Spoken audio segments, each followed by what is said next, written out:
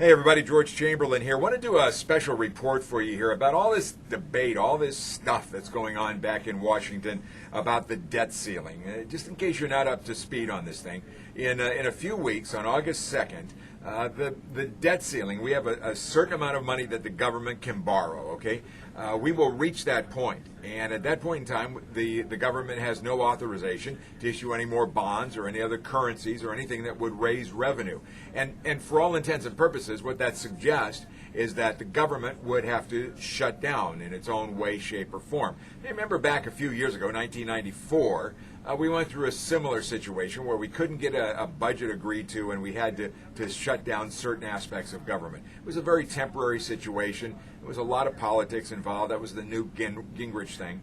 So here we are right now, and both sides are presenting their arguments about what are the consequences if we don't raise the debt ceiling by August. You heard the president yesterday come out with a very frightening forecast that checks to people receiving Social Security benefits, other types of entitlements, may not get their checks. And the key word there is may. The key words are may not get their checks.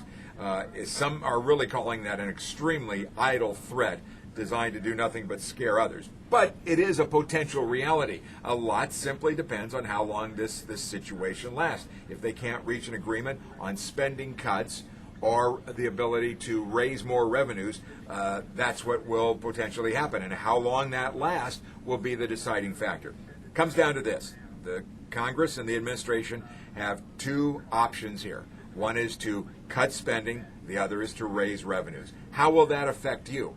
Impossible to say. It varies from individual to individual. If you are on Social Security, if you receive other government entitlements, and they decide to cut spending, there is a long shot potential that could affect you. If they reduce spending, it could mean that some government jobs would be eliminated. And if you work for the federal government, you could see that you might lose your job or might get a pay cut. A lot of federal dollars flow to us through the state, and so the state could have a consequence on that could be a problem. If they raise taxes, what's that mean? That means that you probably will see your income taxes go up. And of course, what they're suggesting they'll do is just raise taxes on the rich and our corporations. Well, we've heard that before, and the definition of rich varies from proposal to proposal. They say millionaires and billionaires. It could get down to people making a combined income of $200,000 a year.